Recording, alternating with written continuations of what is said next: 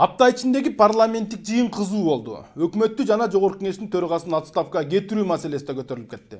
Айрым аналитиктер ушул жыйындын арты менен президенттик шайлоого старт берилет деп божомолдоп дагы жиберишти.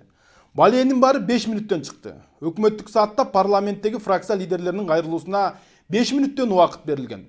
Бирок айрым оратор лидерлерге бул өтө эле аз болуп калат экен. Өмүрбек Бабанов эми кызыганда микрофонду өчүрүп салышты.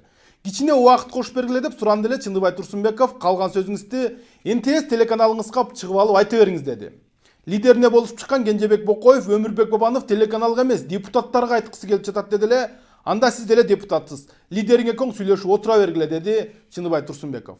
Трибунада бир нече убакыт туруп төраганын айткан сөздөрүнө ачууланган Өмүрбек Бабанов аны алмаштыруу маселесин көтөрүп чыкты. Ошентип 5 мүнөт убакыттын айынан бир спикердин башы кете жаздады. Чындыбай Турсунбековду деле түшүнсө болот. Белизгейт операциясы талкууланганда депутаттарга эркиндик берип, айтылбачу сөздөрдүн бардыгы айтылып кеткенде тил угуп, жалкып калса керек. Жогорку тондогу айтышы өкмөт башчы Сооронбай Жээнбеков менен Өмүрбек Текебаевдин ортосунда да болду. Убакыттын тар болуп көп маселе калып калгандыгын айткан эл өкүлү өкмөттүк саатты өкмөттүк күн кылып кечке чейин талкуулайлы деген сунуш киргизди. Бирок бул сунуш премьер-министрге жаккан жок. Ал бул жерде кечке чейин отура албайм, анткени саат 2-де министрлерим менен жыйын өткөрөм деди. Жыйынтыгы чыкпаган жыйынды токтотуш керек деген Өмүрбек Текебаев экономикалык багыттар боюнча бардык ишти артынан кетирген министрлер менен сүйлөшүп отура бергенге караганда парламенттик жыйын маанилүү экенин айтты. Өкмөттүн таламын талашкан Сооронбай Жээнбеков биздин иш сизге эле көрүнбөй жатат, калгандары көрүп атат деди. Өкмөттүн кайсы ишин ким мактап жатканын ким билсин. Бирок экономиканы ЭЭПке ылайыкташтыруу боюнча өкмөттүн ишине парламенттин 6 фракциясынын 3-өө нааразы пикирин билдиришти. Атүгүл коалицияны түзгөн социал-демократтардын лидери дагы бир күн 3 күнгө тете болуп жаткан мезгилде өкмөттүн кыймылдашы өтө эле жай болуп жатат деди. Кыргызстан Евразиялык экономикалык биримдикке киргенден кийинки натыйжаларды маалымат бергени келген өкмөт башчы Евразия экономикалык биримдигинин жалпы кирешесинен Кыргызстан 2,8 миллиард сом албай калгандыгын айтты. Өкмөт башчы Кыргызстанда ушул тапта экономикалык кризис бар экендигин дагы билдирди. Муну убактылуу көрүнүш катары сыпаттаган Жээнбеков Орусияга киргизилген санкцияларга байланыштырды. Ага карабай бажы планы толгондугун белгиледи. Бирок өкмөттүн бул жаатта берген маалыматтары көңүл жылытаарлык эмес. Экспорт 2016 жылдың январ-ноябрь айларының içinde 1 миллиард 268 миллион доллар түзіп 1,5%га азайған. Мұны менен қатар азыркы тапта бир нече лабораториялар үчүн өнөктөштөрдөн келчү жабдуулар да кечиктирип жатат. Өткөрүү пункттарында чек аралык контролдун техникалык жабдуусы да кечеңдеп жатат. Бирок экономист Сапар Орозбаковдун анализи боюнча ЕЭП өлкөлөрү менен болгон тышкы сооданын көлөмү кыйла төмөндөдү. Премьер-министр башына турган өкмөттүн ишине депутаттар дагы нааразы.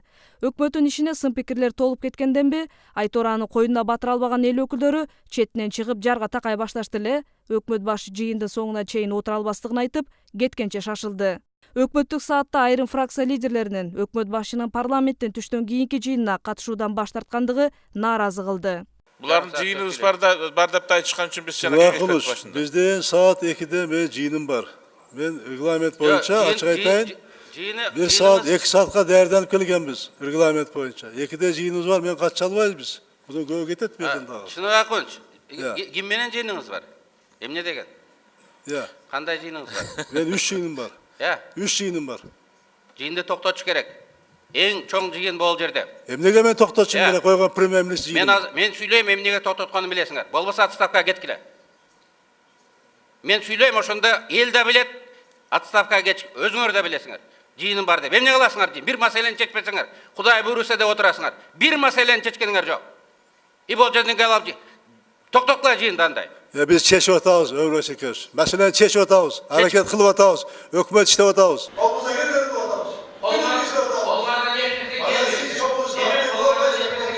Өнүгүү прогресс фракциясынын жетекчиси Бакыт Төрөбаев өкмөт башчы азыркыдай оор абалды оңдоп кете аларына ишенбей тургандыгын билдирди. Сооронбай Жээнбековду саясий жоопкерчиликти алып, өз эрки менен кызматтан кетүүгө чакырды. Мен сиз мага иштеп келатасыз, кийинки өзгөрүү болот деп ишенбейм.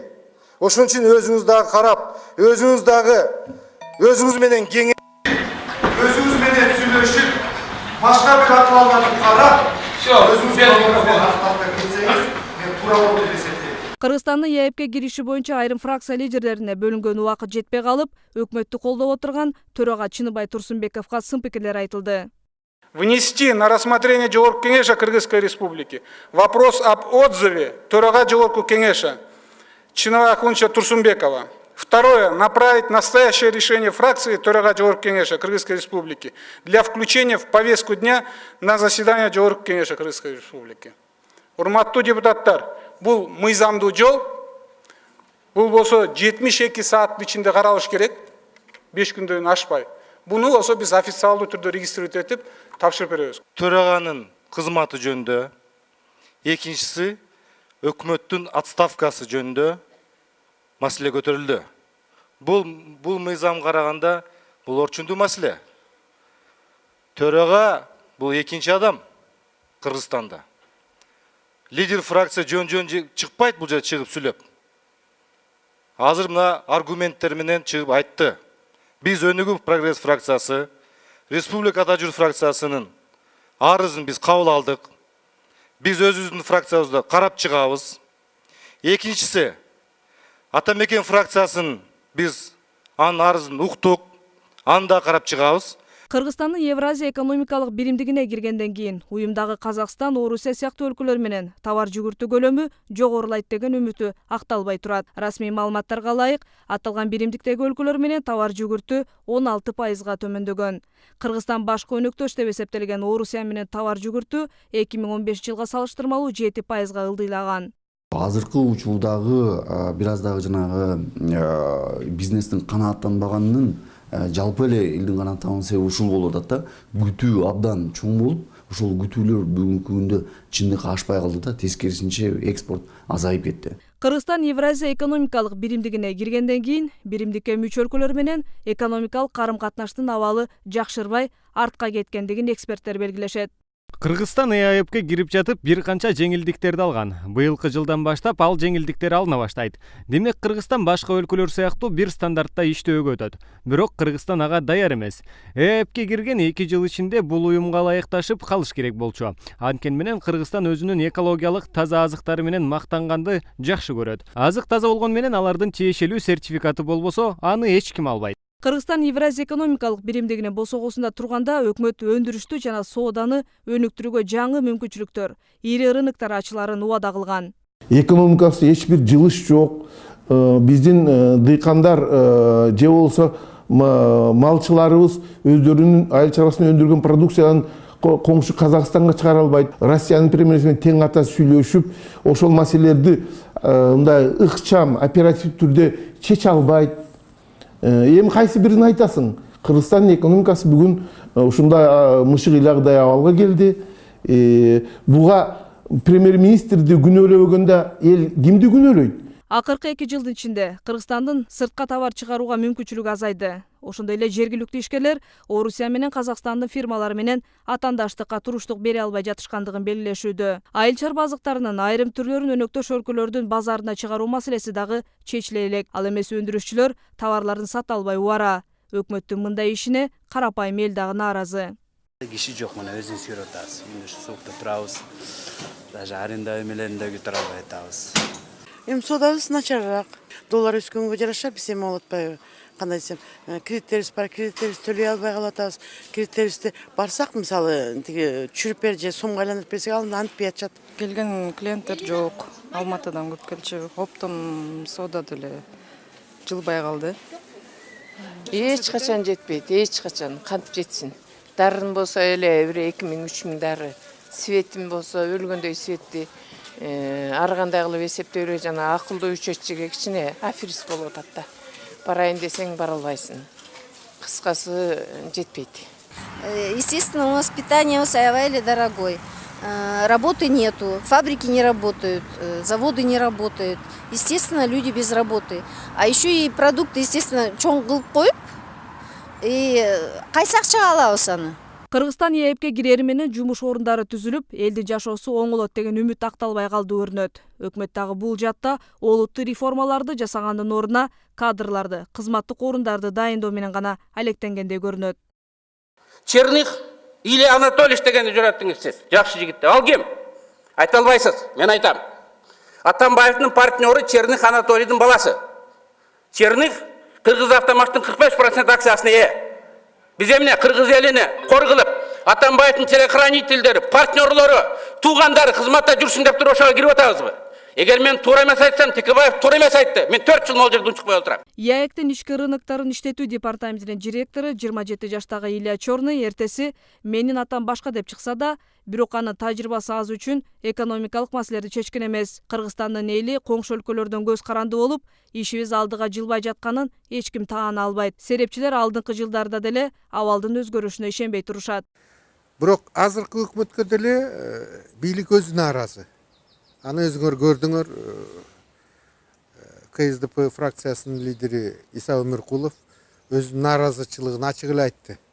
Бир күн, 3 күнгө тете болуп турган кезде момундай маселелер чечилбей, ошон үчүн биздин элибиз, биздин мамлекетибиз канча зыянга учурап атканын айтып келди. Жалпы ушул маселеге караганда мага дагы өзүм иштеп аткан тармакта өкмөттүн иши такыр канааттандырбайт да.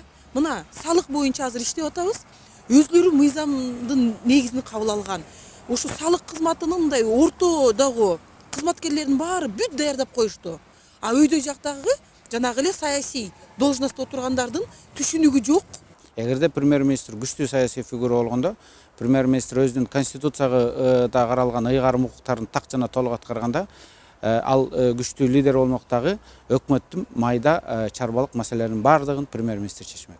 Премьер-министр мажүрө болгондуктан, премьер-министр алыс болгондуктан бүгүнкү маселенин баардыгын президент өзүнө тартып алды. Азыркы өкмөт экономиканы көтөрүү жаатында эч кандай аракет көрбөгөндүгү, Кудай буйрса, кылабыз деген куру сөздөр менен элди тойдуруп бүткөндөй. Экономиканы айтпай эле коелу, социалдык тармакты башкарып келе жаткан вице-премьер-министр Чолпон Султанбекова парламентке маалымат бергени келип, күн тартибине койгон маселени билбей, эл өкүлдөрүнө тил уккан эле.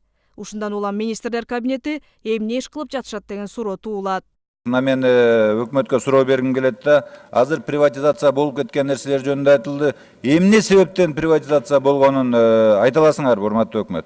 Баяндамачы. Чолпон Алиевна, сиз баяндамачысыз го? Токтом боюнча, урматтуу депутаттар, биз болсо сиздер комитет берген суроолор боюнча гана даярданганбыз.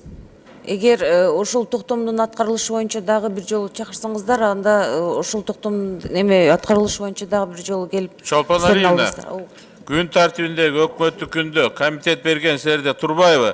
Бул жерге чакырып биз колуна шпаргалка беребиз. Эң туура биринчи класста окуучулар жок экен, эмне кылабыз? Кандай чечим кабыл алабыз? Ошентип бир жылга жете элек бул өкмөттүн ишине эмитеден эле сын пикирлер айтыла баштады. Өкмөткө ишеним көрсөтпөө үчүн добуш топтогу Атамекен фракциясы киришти. Ал эми Өнүгүү Прогресс фракциясы өзүнүн жыйынында өкмөт өз каалоосу менен отставкага кетсин деген чечим кабыл алды.